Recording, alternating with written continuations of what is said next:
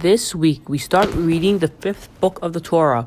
This book is called Devarim, which means the words. This week's Parsha takes place on the first of Shevat, 37 days before Moshe's passing. It is interesting to note that each book of Torah decreases in the time frame that it covers. The first book, Bereshit, covers the beginning of creation until the descending to Egypt. This is a span of approximately 2,000 years.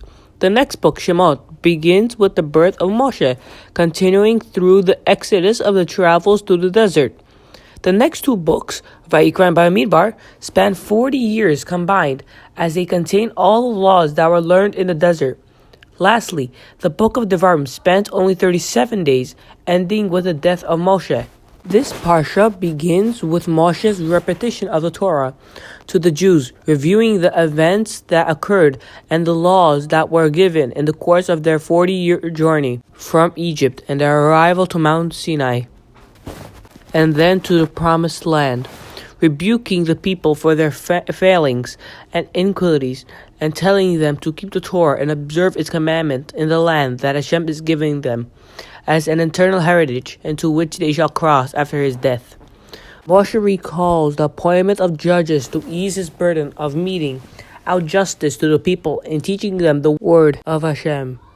The journey from Sinai through the great and fearsome desert, the sending of the spies and the people's complaints that caused Hashem to decree that an entire generation of Exodus will die out in the desert.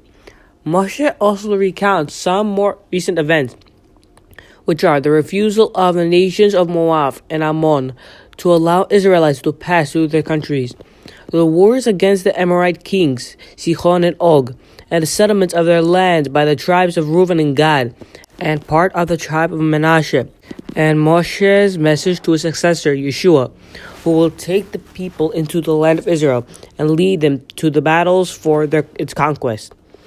In the Parsha, there are two mitzvot given to the Jews. The first is the prohibition regarding appointing a judge who was not knowledgeable in Torah law. In order to judge the Jewish people, the judge needs to know the Torah laws. Otherwise, he will not be able to judge properly. This second law is regarding the prohibition of a judge to be afraid of a person that he's judging. He may not fear an impertinent person or a violent person. Thank you for listening and have a great day.